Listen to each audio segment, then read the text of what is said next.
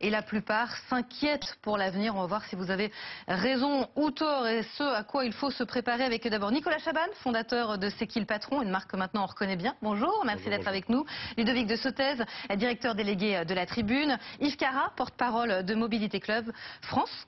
Et Yves Tréhard, éditorialiste politique de BFM TV. On va commencer justement par la voiture, parce que vendredi, vous êtes peut-être en train de vous préparer à partir en week-end, de profiter d'un long week-end de 3 jours avec le lundi de Pentecôte. Faut-il passer à l'électrique? Est-ce que ça vaut le coup? Quels sont les avantages et les limites? Eh bien, on a fait le test. Nos reporters, Nicolas Coado et Célia Jouffredi, sont partis ce matin de Paris pour aller en Normandie. Ils sont arrivés en début d'après-midi. Voici le verdict et leurs impressions. Est-ce que ça vaut le coup ou pas? Célia, on commence par vous. Oui, alors moi j'étais avec une voiture thermique avec Fantine. On a pris cette voiture que vous pouvez voir juste ici. On a mis 2h30 environ pour faire Paris jusqu'aux plages des débarquements en Normandie. Tout ça pour faire 280 km. On s'est pas arrêté une seule fois, donc 2h30 de trajet. Mais je crois, Nicolas, toi c'était un peu plus long. Un petit peu plus long, 3h30 pour nous, 3h30 parce qu'on a dû s'arrêter un petit peu moins d'une heure. Pour la recharger, cette voiture électrique, une recharge qui a permis de prendre quelques cafés le temps de remonter le niveau d'électricité. En revanche, si on regarde du côté du portefeuille, on aura payé donc 12,50 € de péage depuis Paris, plus 20 € de recharge. Ça fait un peu plus de 30 € le trajet. Toi, Célia, c'est un petit peu plus cher? C'est assez similaire, 12 € aussi pour le péage. Et pour le plein, pour le moment, on ne sait pas exactement car il nous reste la moitié du plein, 260 km d'autonomie. On pourrait presque revenir à Paris avec cette autonomie-là. Mais on a fait une simulation avec Fantine et cela nous coûterait environ 30 € si on voulait refaire le plein. Voilà, c'est serré niveau portefeuille. En revanche, à noter qu'on a fait le plein sur l'autoroute et que c'est 3 à 4 fois plus cher qu'en ville. Voilà ce qui fait un petit peu relativiser. En tout cas, niveau écologie, on a rejeté 2 fois moins de CO2 qu'une voiture thermique. Bon, en tout cas, bon match, Nicolas. Maintenant, on est tous les deux arrivés. On va profiter des plages. Allez. Voilà. Ils l'ont mérité, ils l'ont mérité. Bon, Yves Carra, en fait, Oui. c'est match nul sur un trajet comme ça, j'allais dire, hybride, autour de 300 km. C'est pas les mêmes usages, en fait, ces voitures, tout simplement. Alors, c'est pas tout à fait les mêmes usages. Alors, sur 280 km, il y a des voitures électriques qui font les 280 km sans recharge. Si on part à 100%, on doit pouvoir arriver à 20%, donc ça va. Si on est sûr de pouvoir recharger en arrivant, tout dépend de la voiture pour l'électrique. Pour le thermique, c'est pas un problème. Avec une toute petite citadine, vous irez à la même vitesse qu'avec une grosse berline. Donc voilà, c'est vraiment différent. Maintenant, il faut bien avoir conscience, et ça a été dit dans le reportage, que quand on recharge sur autoroute et sur des bornes de forte puissance, c'est comme si on roulait à peu près avec une voiture thermique et qu'on consommait à peu près 7 litres. Donc c'est à peu près similaire sur le prix de l'énergie. Il faut bien avoir ça en tête. Par contre, quand on recharge chez soi avec une borne, ça c'est pas mal. Pour tourner autour de chez soi, l'électrique c'est bien. Souvent en deuxième voiture, mais pour les longs trajets. Et encore, là il a trouvé des bornes de libre. Oui, c'est ça. Parce que sur la route des vacances, on les voit, les files d'attente interminables. Sur des week-ends où c'est compliqué, vous arrivez, il y a 3 voitures devant vous, c'est 20 minutes minimum pour recharger. Ça peut être, au lieu, votre arrêt de une demi-heure, il peut durer 1h30, 2 heures. Donc, Alors, on passe à l'électrique ou pas? Ça dépend pour quel usage. Pour la pollution, pour le climat, on n'a aucun doute là-dessus. Non, pas tout à fait. Ah, vous Parce que si. la fabrication des voitures, c'est pas moi qui le dis, hein. Je suis pas contre l'électrique. Maintenant, il faut que ça cohabite, de toute façon. C'est juste qu'en 2035, il faudra continuer à vendre des voitures thermiques et mettre autre chose dedans que du pétrole. Là, c'est l'enjeu. Après, les voitures électriques, pour les fabriquer, ça consomme plus de CO2. Donc, il faut pas mal de dizaines de milliers de kilomètres pour équilibrer CO2. Après, il y aura le recyclage de la batterie, tout ça. Voilà, ça, c'est des calculs d'apothicaire. Maintenant, il faut qu'on pollue le moins possible. L'enjeu, c'est le pétrole, c'est pas le moteur Et on le thermique. remplace par quoi, justement? Vous dites, en 2035, on mettra autre chose que du pétrole. On met quoi? Du carburant de Moi, je roule au superéthanol, le E85. Le bioéthanol, le bioéthanol, j'ai que 15% de pétrole dedans. Et on sait faire du bioéthanol sans pétrole du tout. Du coup, vous avez mis un boîtier spécial dans votre voiture? Non, c'est une Ford qui était équipée d'origine. Et en plus hybride. Donc je peux vous dire que vous rejetez quasiment rien. Donc ça, c'est de la transition. Maintenant, remplacer le pétrole, on sait faire. Maintenant, il faut le produire suffisamment, à une échelle suffisamment grande pour que tout le monde puisse, ou une grande partie puisse l'utiliser. Donc on aura des batteries, on aura de l'hydrogène, on aura des carburants de synthèse, ça coûte encore assez cher, mais surtout des biocarburants. Il faut s'y mettre maintenant pour que dans 10-15 ans, on puisse remplacer le pétrole. Il est là l'enjeu. Il y a le coût de l'énergie, il y a le coût du véhicule. Parce qu'aujourd'hui, une électrique, c'est quand même encore très cher. Et alors, avec les aides qui viennent d'être supprimées, c'est pas tellement un signal positif, ça. Ah bah non, mais pour mon porte-monnaie, non, ça me donne pas envie. Oui, bien sûr, mais les aides, c'est ça, c'est toute la contradiction, si vous voulez, d'une politique qui n'en est pas une. Parce que quand vous avez une politique, vous avez une préparation, vous avez des plans qui sont échafaudés.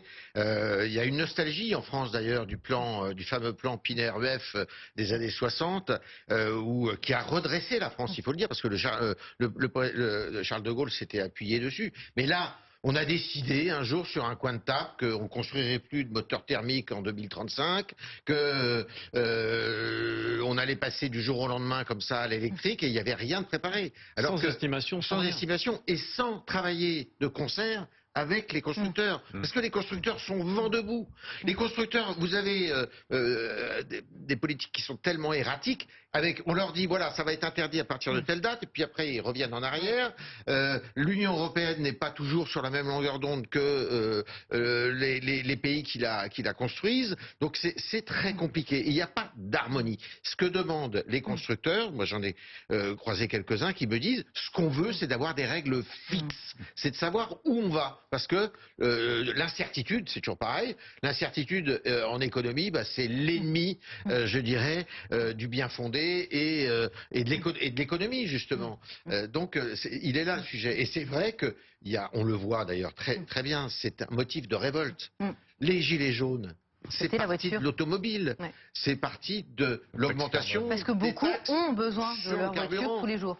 Exactement, parce que vous avez des Français, ou pas Français d'ailleurs. Et une majorité de Français d'ailleurs. Mais bien sûr. Pas les moyens, qui habitent loin des centres-villes et qui n'ont pas les moyens d'aller travailler, d'aller s'instruire, d'aller même pour quelques loisirs sans voiture. Et ça nous ramène à ce sondage aux priorités aussi. Changer de voiture pour en avoir une moins polluante. On n'y pense pas quand on a déjà du mal à remplir son caddie et ses fins de mois. Je reviens sur ce chiffre, 80% d'entre vous qui disent se serrer la ceinture, dont 30% beaucoup.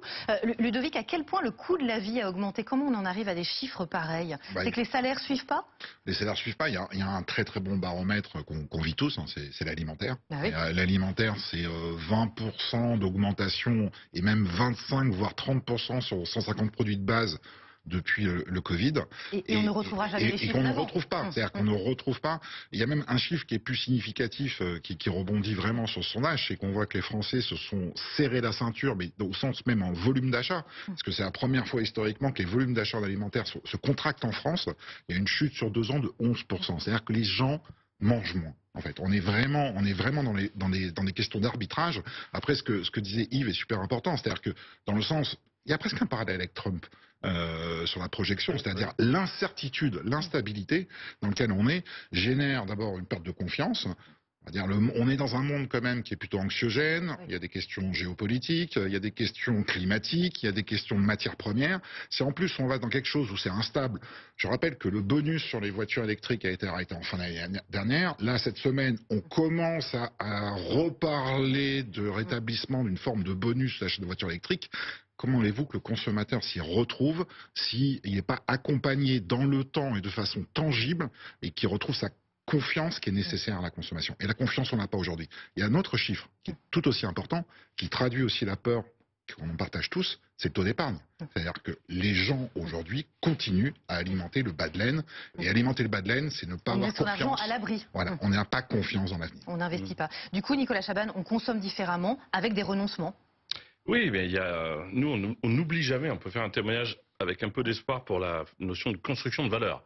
Si on consomme de moins en moins et de moins en moins cher, on sait tous qu'on va détruire de la valeur mécaniquement. Dans le chiffre que vous avez donné, on sait depuis longtemps qu'il y a 30% de familles qui ne peuvent pas rajouter même quelques centimes, dans notre cas, pour aider les producteurs. On ne les oubliera jamais. Mais on a un peu oublié de parler des 70% de gens qui peuvent mettre 4 € de plus par an sur de lait pour que des producteurs qui nous nourrissent tous les jours s'en sortent quelques centimes sur les cerises là qui viennent d'arriver en rayon. Pourquoi à un moment donné, on a une deuxième notion à avoir en tête? Est-ce que vous pouvez me citer beaucoup de produits dans un supermarché où en les achetant, vous êtes certain de créer de la valeur?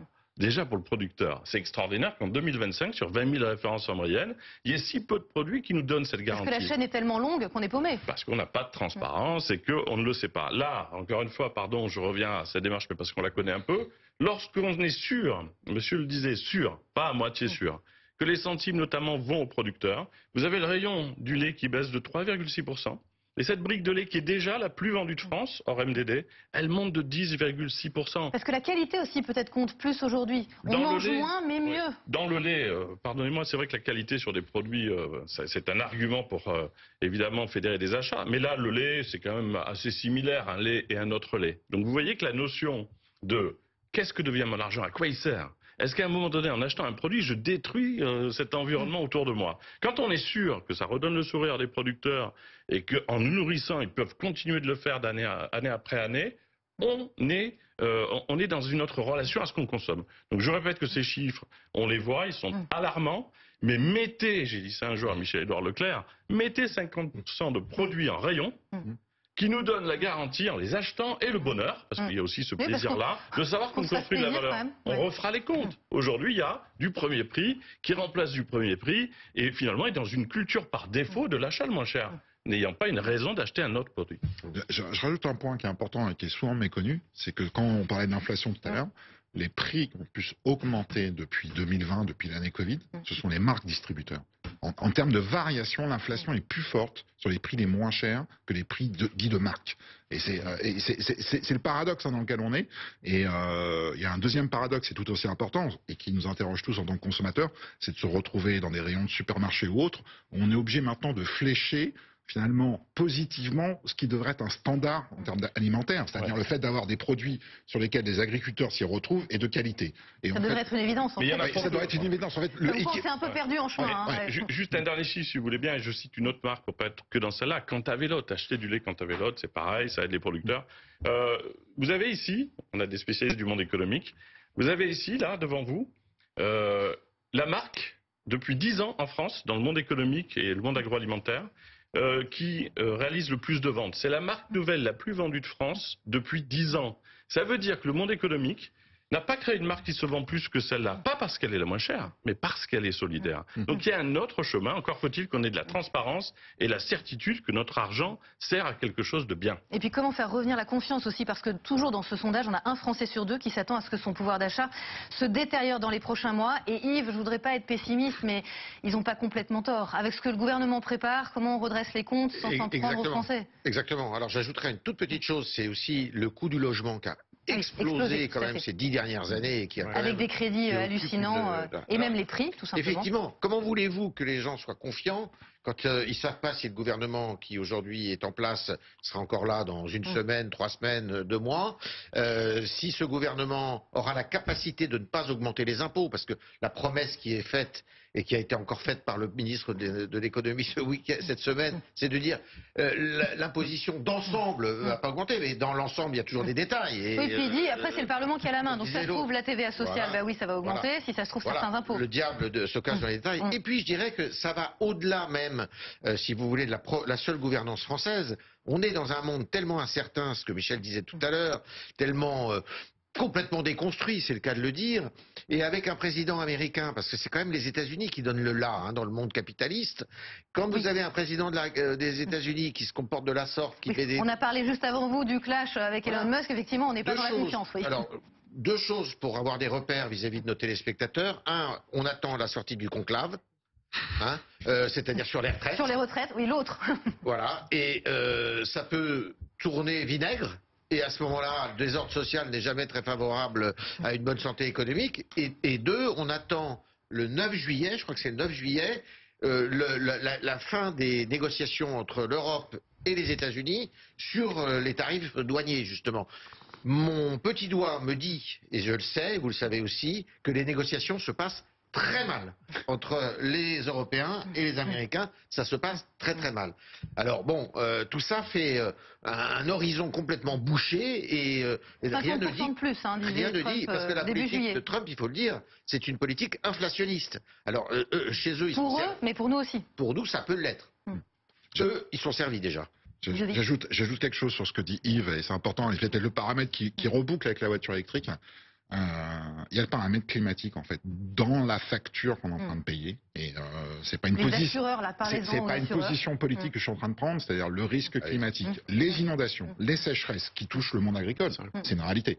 Enfin, un ensemble de paramètres plus la déstabilisation géopolitique, cette facture est en train de nous arriver et commence à nous attaquer sur le porte-monnaie. C'est une certitude. Merci beaucoup en tout cas à tous les 4 et on vous accompagne bien sûr sur votre pouvoir